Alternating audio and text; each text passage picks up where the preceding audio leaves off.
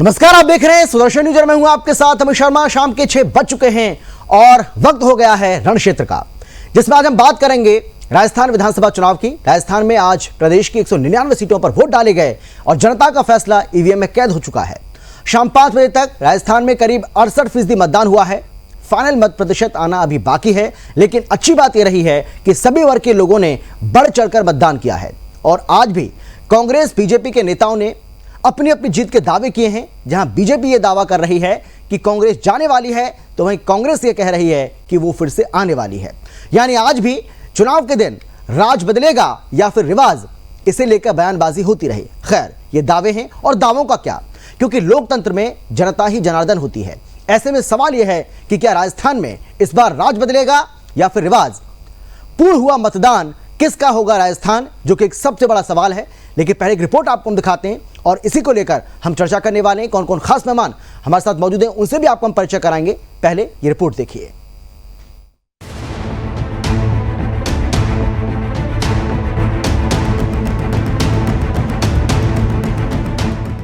राजस्थान में विधानसभा चुनाव आज समाप्त हो गया है। प्रदेश में सत्तारूढ़ कांग्रेस पार्टी की ओर से लगातार दावा किया जा रहा है कि प्रदेश में कांग्रेस पार्टी की सरकार बनेगी। वहीं भारतीय जनता पार्टी की ओर से भी सरकार बनाने के दावे किए जा रहे हैं। आज राजस्थान में शांतिपूर्ण तरीके से मतदान किया गया। चुनाव आयोग की ओर से सुरक्षा के कड़े इंतजाम किए गए। राज्य की 200 सीटों में से 199 पर मतदान कराया जा रहा है। राजस्थान विधानसभा चुनाव की मतगणना बाकी 4 राज्यों मध्य प्रदेश, छत्तीसगढ़, तेलंगाना और मिजोरम के साथ ही 3 दिसंबर को होगी। अब सभी राजनीतिक दल अपने अपने जीत के दावे कर रहे हैं। जब वोट डाले जा रहे हैं तब भी मुख्यमंत्री अशोक गहलोत ने कहा कि राज्य में फिर से एक बार कांग्रेस की सरकार बन रही है। बता दें कि प्रदेश के मुख्यमंत्री अशोक गहलोत लगातार दावा कर रहे हैं इस बार सत्ता नहीं रिवाज बदलने वाला है। अब आपके सामने ही हो रहा है, इधर प्यार दुलार, ये मेरा मोहल्ला है। मेरे मोहल्ले के अंदर बुजुर्ग महिला है,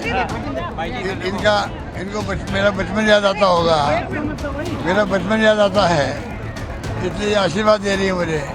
ठीक है ना। गारंटियों की कैपेबिलिटी बहुत हाई है, बहुत हाई कैपेबिलिटी गारंटियों की है। सरकार पुनः रिपीट होगी इस बार। इन बातों में कोई दम नहीं है। ये चुनाव मोदी जी का नहीं है, विधानसभा चुनाव है। 25 तारीख के बाद में, आज के बाद में ये सब लोग गायब हो जाएंगे। ये 5 साल बाद आएंगे सब लोग। हम लोग यहीं रहेंगे, हम जनता के बीच जाएंगे, उनके सुख दुख में भागीदार बनेंगे, विकास की बात करेंगे, आते जाते रहेंगे उनके बीच में। वो नहीं आने वाले, 5 साल बाद आएंगे सब लोग। आप समझ सकते हो जनता की हाथ रहेगी। कांग्रेस ने अपने प्रचार को अशोक गहलोत सरकार के काम, उसकी योजनाओं को लोगों के बीच में लेकर जा रही है। कांग्रेस दोबारा सरकार बनने पर दी गई 7 गारंटी को पूरा करने का वादा किया है। वही कांग्रेस ने कारोबारियों से केंद्र सरकार के संबंधों को लेकर बीजेपी पर हमला बोला और जातीय गणना और गहलोत सरकार की उपलब्धियों के मुद्दों पर जनता का ध्यान खींचने की कोशिश की है। वहीं भारतीय जनता पार्टी प्रदेश में अपने चुनाव प्रचार अभियान में कांग्रेस पर जमकर निशाना साधा। बीजेपी ने परिवारवाद, लाल डायरी और कानून व्यवस्था के मुद्दे पर कांग्रेस को जमकर घेरा है। बीजेपी नेता अपने अभियान में महिलाओं के खिलाफ अपराध, तुष्टीकरण, भ्रष्टाचार और पेपर लीक जैसे मुद्दों को लेकर राज्य सरकार पर हमलावर रहे। पार्टी की ओर से पीएम मोदी समेत सभी बड़े नेता प्रदेश चुनाव प्रचार किए। राजस्थान विधानसभा चुनाव में 199 सीटों पर कुल 1862 उम्मीदवार अपनी किस्मत आजमा रहे हैं। बीजेपी ने सभी सीटों पर उम्मीदवार उतारे हैं और कांग्रेस ने 2018 की तरह सहयोगी आरएलडी के लिए 1 सीट भरतपुर छोड़ी है। कांग्रेस के वीआईपी उम्मीदवारों में मुख्यमंत्री अशोक गहलोत सरदारपुरा सीट से तो कांग्रेस प्रदेश अध्यक्ष गोविंद सिंह डोटासरा, लक्ष्मणगढ़ विधानसभा अध्यक्ष सीपी जोशी, नाथ द्वारा पूर्व मुख्यमंत्री सचिन पायलट टोंक सीट से चुनाव मैदान में है। वहीं भारतीय जनता पार्टी की ओर से वीआईपी उम्मीदवारों में पूर्व मुख्यमंत्री वसुंधरा राजे, झालरा पाटन नेता प्रतिपक्ष राजेंद्र राठौड़, तारानगर उपनेता प्रतिपक्ष सतीश पुनिया से चुनाव लड़ रहे हैं। Bureau report, Sudarshan news.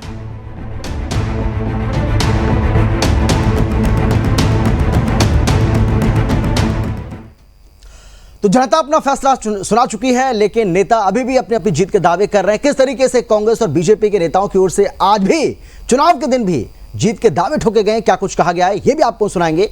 तो क्या कहा आज सचिन पायलट और गजेंद्र सिंह शेखावत ने, वो आपको सुनवाते हैं, सुनिए जरा।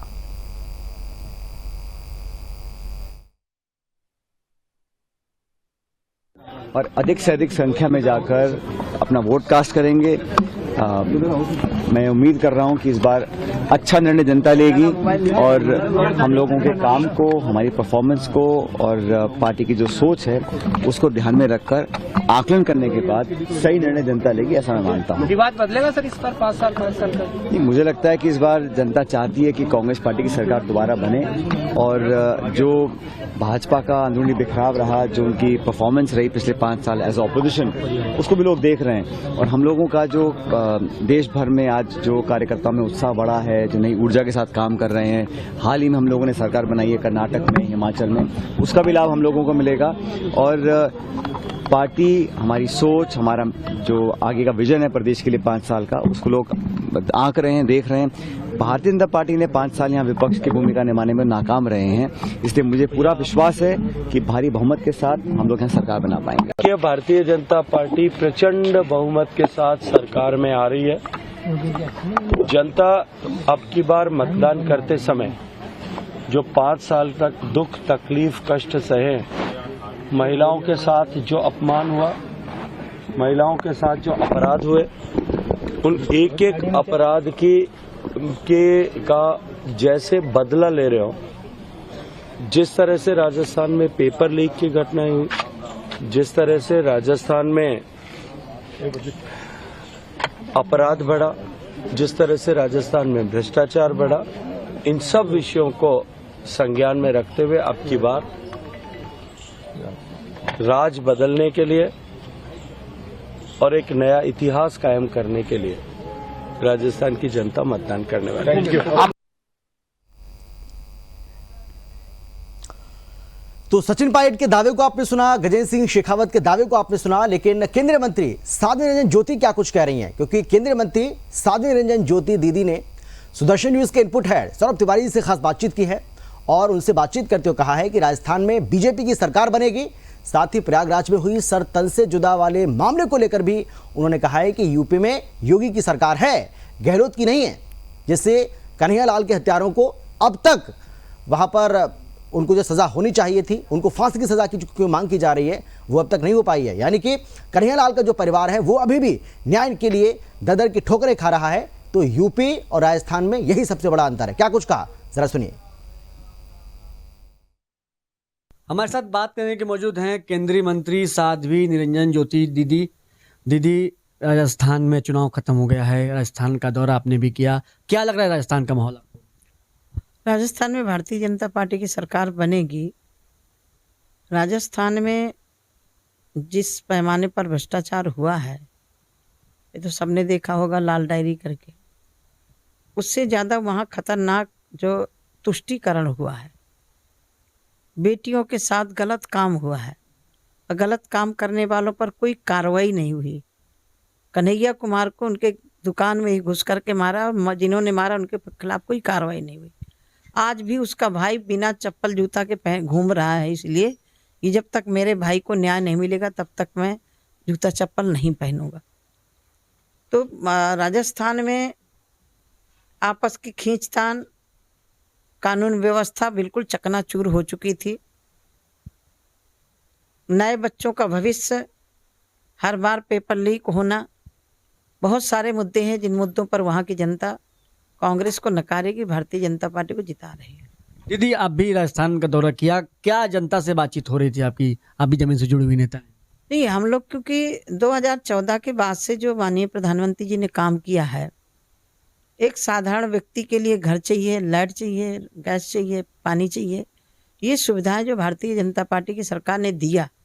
लेकिन राजस्थान में क्योंकि एक भारत संघीय ढांचा है, योजनाएं लागू करना वहाँ की सरकार की जिम्मेदारी होती है, लेकिन वहाँ की सरकार ने उनको बहुत अच्छी तरह से लागू नहीं किया है। ये जनता के अंदर पीड़ा है कि केंद्र पैसा दे रहा है लेकिन प्रदेश सरकार उनको धरातल पर उतार नहीं रही है। ये जनता आजकल की जागरूक है। अब जनता वो नहीं है कि किसी एक मुखिया के कहने पर वोट दे दे। जनता स्वयं देखती है कि काम कितने हो रहे हैं, उन कामों पर जनता वोट देती है। और अशोक गहलोत जो लगातार दावे कर रहे हैं कि हमने विकास किया है, हमारी वापसी हो रही है, इनके दावों में कितनी आपको सच्चाई नजर आती है? जनता 3 तारीख को बता देगी। नहीं, आप लोग पूरी तरह से आश्वस्त हैं कि भारतीय जनता पार्टी सरकार राजस्थान बना रही है? सरकार बनेगी। मिठाई खिलाएंगे 3 तारीख को आप? मिठाई अभी खा लीजिए, वो रख के भंडारे की मिठाई। मैं जीत गई। मैं 3 तारीख कर रही, आप आज ही खिला रही मिठाई? हाँ? मैंने आपको ये तो देखो, हमें जनता पर विश्वास है। अभी लोग हारेंगे तो कहेंगे ईवीएम खराब थी, ठीक है ना। हम लोग ईवीएम पर भी विश्वास करते हैं, निर्वाचन पर भी विश्वास करते हैं, कोर्ट पर भी विश्वास करते हैं। और हमारा पूरा विश्वास था भी कि कोर्ट राम जन्मभूमि के सबूत के आधार पर फैसला देगा, और दिया। और 22 जनवरी को माननीय प्रधानमंत्री जी और संतों की सानिध्य में भव्य रामलला अपने मंदिर में प्रवेश करेंगे, गृह प्रवेश करेंगे। और गर्भ तो आज चर्चा राजस्थान विधानसभा चुनाव के लिए हुई वोटिंग को लेकर ही करेंगे, लेकिन ब्रेक का वक्त है, फौरन लौट रहे हैं। ब्रेक के बाद हमारे साथ जो खास मेहमान जुड़ गए हैं। और चलिए इस बीच एक बड़ी जानकारी आपको हम दे दें, एक बड़ी खबर आपको हम बता दें। और बड़ी खबर यह है कि राजस्थान में हो रहे विधानसभा चुनाव के लिए वोटिंग अब पूरी तरह से खत्म हो चुकी है, क्योंकि शाम 6 बजे तक का वक्त चुनाव आयोग ने तय किया था। राजस्थान विधानसभा चुनावों के लिए मतदान खत्म हो चुका है। शाम 5 बजे तक लगभग 68% मतदान हुआ है। ये बड़ी जानकारी आपको हम दे रहे हैं। शांतिपूर्ण तरीके से मतदाताओं ने यहां पर वोट डाले हैं और कुछ पोलिंग बूथों पर हालांकि हल्का तनाव देखने को मिला है। फायरिंग और पत्थरबाजी की घटना भी सामने आई है, लेकिन ये बड़ी जानकारी आपको दे रहे हैं। राजस्थान विधानसभा चुनावों के लिए मतदान जो है वो अब पूरी तरह से खत्म हो चुका है। हालांकि अभी जो लोग एंटर कर चुके होंगे, यानी कि जो लोग अंदर होंगे, उनको वोटिंग देने का मौका जरूर मिलेगा, लेकिन चुनाव आयोग की ओर से शाम 6 बजे तक का वक्त रखा गया था, तो जो वोटिंग का समय है वो अब खत्म हो चुका है। और हम इसी को लेकर हम चर्चा करेंगे। हमारे साथ जिनेंद्र शास्त्री जी, जो कि बीजेपी के प्रवक्ता हैं, हमारे साथ जुड़ गए हैं। बहुत स्वागत है सर आपका। इसके साथ ही हमारे साथ कांग्रेस के प्रवक्ता राजेश कटारा जी हैं, आपका भी स्वागत है सर। और इसके अलावा हमारे साथ डॉक्टर कुंजन आचार्य जी, जो कि पॉलिटिकल एक्सपर्ट हैं, आपका भी स्वागत है सर। इसके साथ ही हमारे ब्यूरो चीफ हैं नताश पटेल, राजस्थान के, वो भी हमारे साथ जुड़ गए हैं। और इसके साथ ही फतेहपुर से डॉक्टर संगीता, मेरी सहयोगी, मेरे साथ जुड़ गए हैं। लेकिन सबसे पहले मैं डॉक्टर संगीता आपके पास आना चाहूँगा। आप हमें जानकारी दीजिए, क्योंकि कई जगह से ऐसी खबरें भी सामने आ रही हैं जहाँ पर छिटपुट घटनाएं हुई हैं। यहाँ पर किस तरीके से मतदान हुआ है? शांतिपूर्ण तरीके से मतदान हुआ है? यहाँ भी कुछ ऐसी घटनाएं देखने को मिली हैं? क्या जानकारी आपके पास? जी अमित जी, मेरी आवाज सुन पाए? हाँ बोलिए, आप बोलिए, बोलिए संगीता, आपकी आवाज आ रही है। बताना चाहूंगी मैं फतेहपुर विधानसभा में रामगढ़ शेखावाटी से आज वार्ड नंबर 7 और 8 का मतदान केंद्र पर मैं लाइव रही, तो उस दौरान सूचना मिली फतेहपुर में जो एक मतलब इलाका है, मोमिनपुरा इलाका है, वहां सुबह पत्थरबाजी की घटना सामने आई। यानी कि हम ये कहते हैं कि हम विकास के लिए वोट डाल रहे हैं, हम कहते हैं कि प्रदेश की समृद्धि के लिए वोट, कि दो पक्षों में लड़ाई साफ साफ। संगीता, आपकी आवाज ठीक से नहीं आ रही है, इसको ठीक करते हैं, उसके बाद मैं आपके पास लौटूंगा।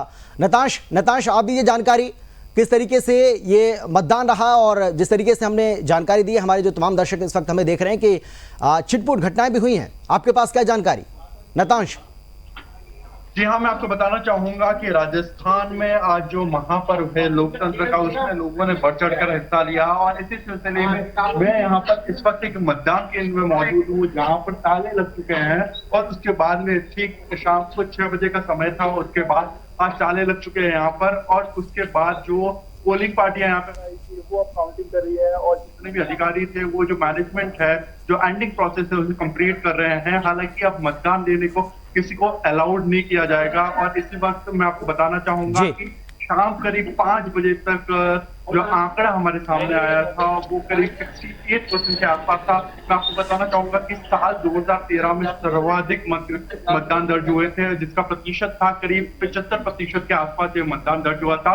और साल 2018 की बात करना चाहूंगा, जब वो चुनाव हुए थे, तब 74% के आसपास ये परसेंटेज था। और इस बार देखने वाली बात होती है कि क्या ये रिकॉर्ड टूटता है, क्योंकि ये शाम 5 बजे तक 68% था। अब 1 घंटे में क्या पता ये 75% का जो आंकड़ा है वो टूटता है या नहीं। हालांकि आपको ये भी बताना चाहूंगा, कई जगह बूथ कैप्चर भी हुए। जोधपुर की जो घटना है जहाँ पे बूथ कैप्चर किए गए, हालांकि उसको बाद में प्रशासन ने काबू में कर लिया था। और उसके साथ ही जैसे कि अभी अपनी सहयोगी बता रही थी संगीता, और संगीता ने बताया कि जैसे फतेहपुर जो क्षेत्र है सिकर के अंदर, वहां पे जो दो गुटों में हिंसक झड़प हो गई थी, जी। तो इस तरीके की भी घटनाएं सामने आई। वहीं बस्ती की एक घटना है जहां पर लोगों ने बहिष्कार किया और वोटिंग देने ही नहीं गए। उन्होंने ये तक कहा कि लोकसभा चुनावों के वहां पे भी हम बहिष्कार करेंगे और वोटिंग में पार्टिसिपेट नहीं करेंगे। हालांकि लोकतंत्र के लिए बिल्कुल है और हम अपील करते हैं कि जल्द से जल्द इसका मतलब खुला हो जाए और सोल्यूशन निकले। बिल्कुल बिल्कुल बिल्कुल सही कह रहे हैं नितांश। हम आपके पास आएंगे, संगीता आपके पास भी आएंगे, जिनेश जी आपके पास भी मैं आ रहा हूँ, राजेश जी आपके पास भी आऊँगा और डॉक्टर कुंजन जी आपके पास भी आ रहा हूँ। शाम 5 बजे तक जो हमारे पास जानकारी है करीब 68% वोटिंग हुई है। इसको कैसे देखा जाए, क्योंकि ऐसा पिछली बार की अगर हम बात करें तो पिछली बार 75% वोटिंग हुई थी और 1 घंटे का अगर आंकड़ा और हमारे पास आ जाता है तो वो भी हम बताएंगे, लेकिन अभी तो उसमें थोड़ा सा समय लगेगा। लेकिन फिर भी अगर ये 74-75% रहता है तो क्या मानकर चल रही है कांग्रेस पार्टी? क्या बीजेपी जो दावा कर रही है कि बदलाव होगा उसके लिए लोगों ने वोट डाला है, या फिर जो आप कह रहे हैं कि आपका जो राज है वो बरकरार रहेगा? अमित जी नमस्कार जी।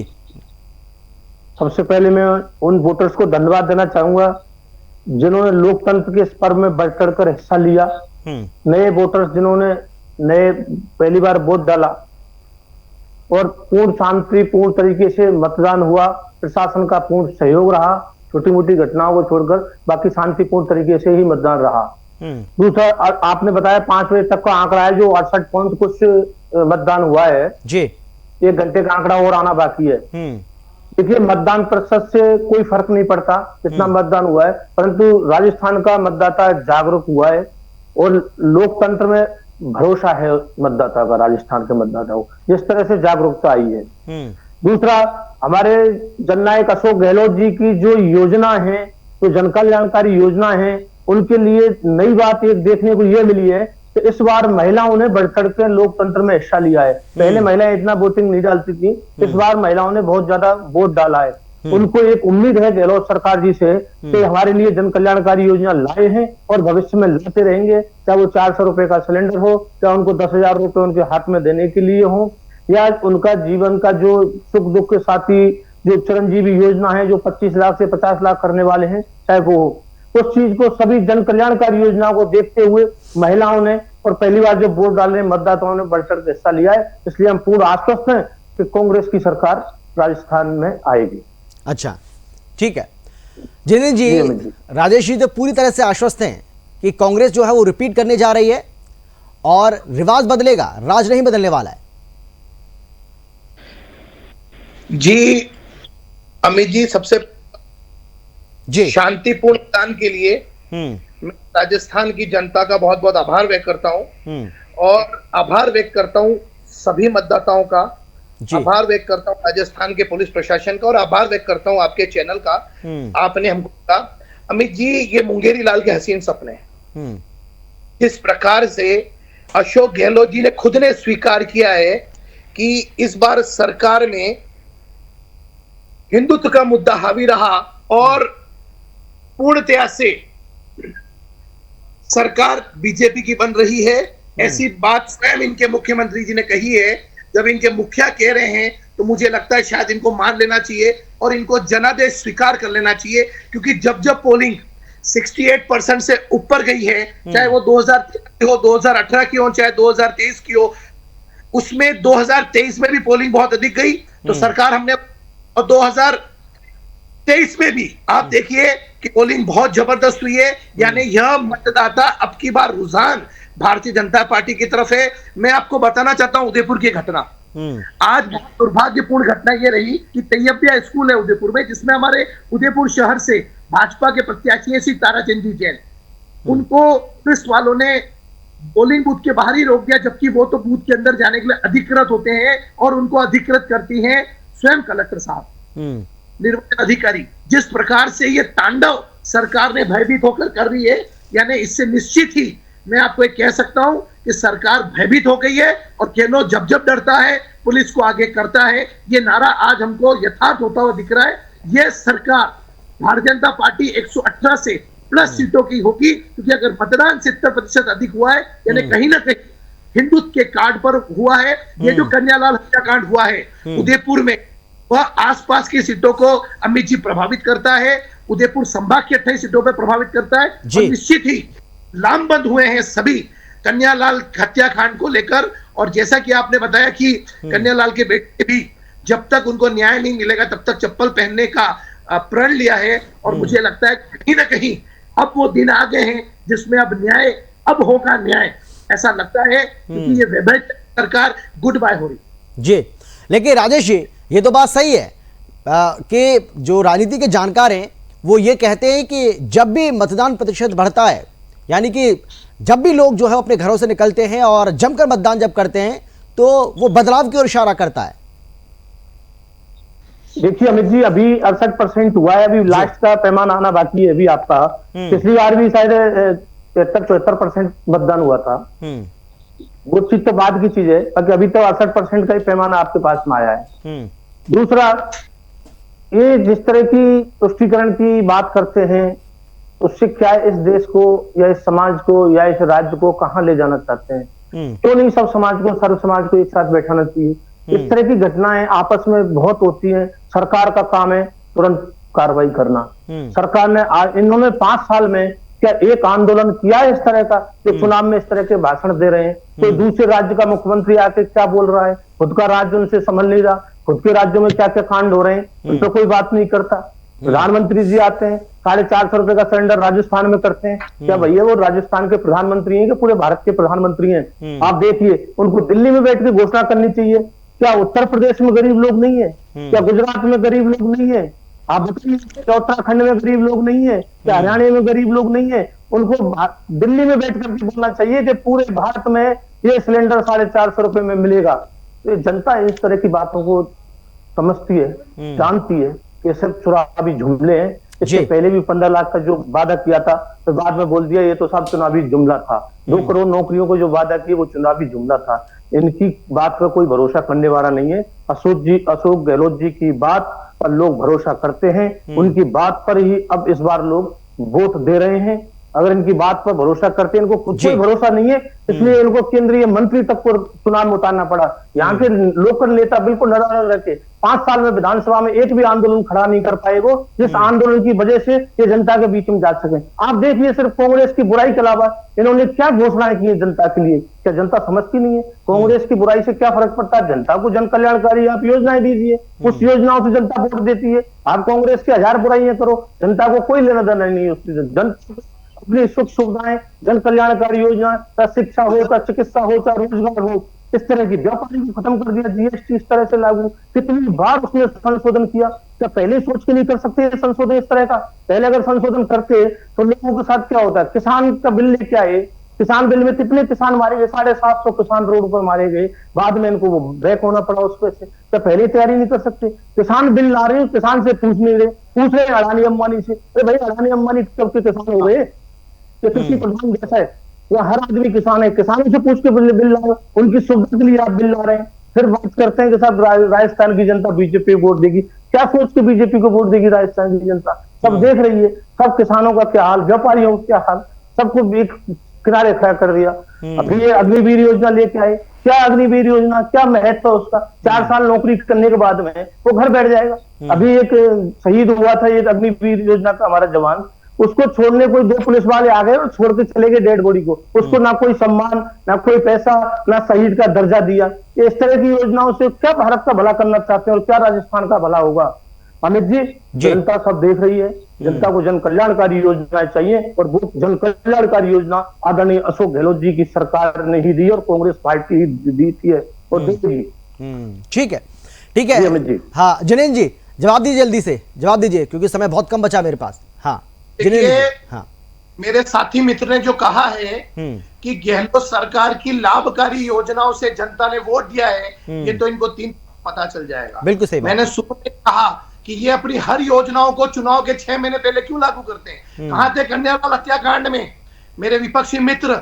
जब उनको धमकी मिली थी और धमकी मिलने के बाद में उसको जब ये पता पड़ गया कि मेरी जान से हाथ धोना पड़ सकता है, तो भी पुलिस वालों ने सामने वाले की जमानत ले ली। अब की बार मेवाड़ में इसको ईंट से ईंट जमाकर जनता जवाब देगी। और ये सिर्फ जुमले वाली जो बात करते हैं, आपके स्क्रीन चैनल पे मैं जो देख पा रहा हूं, आप स्वयं पोल में 163 की सीट बता रहे हैं, उसके बावजूद भी अगर ये जनादेश को स्वीकार नहीं करे तो मैं मानता हूं कि शायद इनको राजनीति करने का अधिकार भी नहीं है। इनको पहले अपनी झांकना चाहिए, अपनी ओर देखना चाहिए। ये जिस प्रकार से बात करते हैं अशोक गहलोत, क्यों क्या दिक्कत है साहब? हमारे केंद्रीय मंत्री अगर प्रचार करते हैं, इनको क्या दिक्कत है? हमने तो कभी नहीं बोला कि सोनिया गांधी आती है, हमने तो कभी नहीं बोला प्रियंका गांधी आती है। अरे हम तो चाह रहे थे कि मेवाड़ में राहुल गांधी के पगले पड़े, उनके चरण पड़े, क्योंकि वो जहां जहां चरण गिराते हैं वहां वो हमारा काम करके चले जाते हैं। इस बार वो मेवाड़ में आई।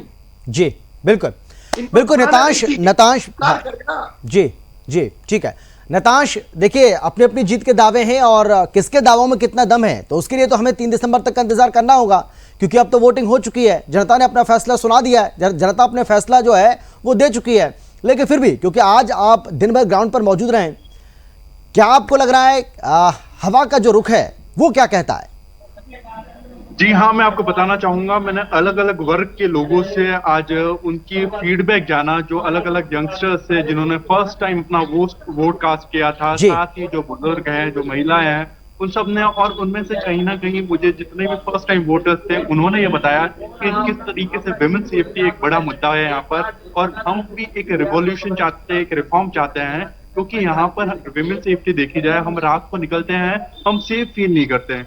एनसीआरबी का जो डाटा है, national crime record bureau of India, उसके अकॉर्डिंग राजस्थान ड्राइव में एकदम टॉप पे, और उन्होंने ये ऑन कैमरा आज 12 बजे जब मेरा लाइव था तब भी मैंने उनको बताया था कि वोटर्स ने कैसे ये बताया था कि ये जो डाटा है जो हमको हैरान करता है, हमें परेशान करता है, और इसी बेसिस पे हमने वोट किया है। और साथ ही जो महिला थी उन्होंने भी देखा, उन्होंने, कई लोगों ने ये भी बोला कि हमने प्रत्याशी को देखा है, हमने पार्टी को नहीं देखा, बल्कि जो प्रत्याशी है, जो उम्मीदवार इस बार मैदान में डटा हुआ है, क्योंकि ये विधानसभा चुनाव है, तो उस बेसिस पे हमने वोट कास्ट किया है। जी बिल्कुल बिल्कुल डॉक्टर संगीता, क्योंकि समय बचानी है, जल्दी से आप भी अपना एक्सपीरियंस शेयर कीजिए। आपने भी हर वर्ग के लोगों से बातचीत की होगी, महिलाएं होंगे, बुजुर्ग होंगे, युवा भी होंगे, सब तरह के जो वोटर से वहां पर पहुंचे होंगे पोलिंग बूथों पर, उनसे आपकी बातचीत हुई होगी, क्या कहना है? अमित जी, जब मैंने बात की, एक बुजुर्ग थे 92 इयर्स के, तो उन्होंने सबसे पहले मुझे ये कहा कि मैंने सबसे पहले मतदान किया है, वो इसलिए किया है कि मेरे प्रदेश खुशहाल रह सके और हमारा भी डेवलपमेंट हो सके। और महिलाओं से जब बातचीत की तो उन्होंने कहा कि हमारा मुद्दा है सुरक्षा को लेकर, कि जब भी हम रात को घर से निकले तो ये सोचे कि यूपी जैसा माहौल यहाँ भी हो, सुरक्षित महसूस कर सके। बच्चों से जाना, जो टीनेज में बच्चे सबसे पहली बार वोटिंग देने गए, उन्होंने यही कहा कि हम चाहते हैं कि हमारे लिए। बिल्कुल संगीता, समय मेरे पास बचा नहीं है, जल्दी से 10 सेकंड में अगर कुछ कह पाए आप राजेश जी, जल्दी से 3 दिसंबर का इंतजार तो करना ही होगा ना राजेश जी, जल्दी से। जी अमित जी, राजस्थान की जनता अशोक गहलोत जी की तरफ देख रही है, सब सुरक्षा दृष्टि दी है, सुरक्षा की दृष्टि में अशोक गहलोत जी तुरंत 100% FIR। राजेश जी जल्दी से आखिरी कमेंट आपका 10 सेकंड में। राजेश जी, जिनेन्द्र जी माफ कीजिएगा, हाँ जिनेन्द्र जी आप जल्दी से। 3 का आंकड़ा हमारे लिए बहुत शुभ है अमित जी। 2003 में हमारी सरकार बनी, 2013 में बनी और 2023 और 3 दिसंबर को परिणाम आने वाले हैं, यानी 3 का आंकड़ा भारतीय जनता पार्टी के लिए बहुत शुभ है। और मैं आपको 100% बता रहा हूँ, इस बार एक क्लीन होंगे। और उदयपुर के जो गौरव वल्लभ है प्रत्याशी है, जिस प्रकार से पैराशूट कैंडिडेट उदयपुर में उतारा, सबकी राजनीतिक हत्या करी और अपने आप को प्रत्याशी घोषित किया, उनके भी। ठीक है सर, समय मेरे पास इतना ही है, आप सभी को माफी के साथ में रोक रहा हूं। बहुत धन्यवाद मेरे साथ जुड़ने के, चर्चा में शामिल होने के लिए। तो अपने अपनी जीत के दावे हैं, और देखिए यहाँ तो जिनेन्द्र जी जो हैं वो एक अलग ही आंकड़ा पेश कर रहे हैं, और उनका ये कहना है कि जो 3 नंबर जो है वो बीजेपी के लिए लकी नंबर है, और इसीलिए क्योंकि 3 दिसंबर को ये मतगणना होगी, नतीजे जो हम सबके सामने होंगे, और इसीलिए बीजेपी के लिए इसको शुभ कहा जा सकता है, बीजेपी के लिए कोई अच्छी खबर आ सकती है। हालांकि फिर भी हम कह रहे हैं कि बीजेपी हो या कांग्रेस, दावे हैं और दावों का क्या इंतजार करते हैं 3 दिसंबर का। फिलहाल इतना ही। देश और दुनिया की बाकी खबरों के लिए आप देखते रहिए सुदर्शन।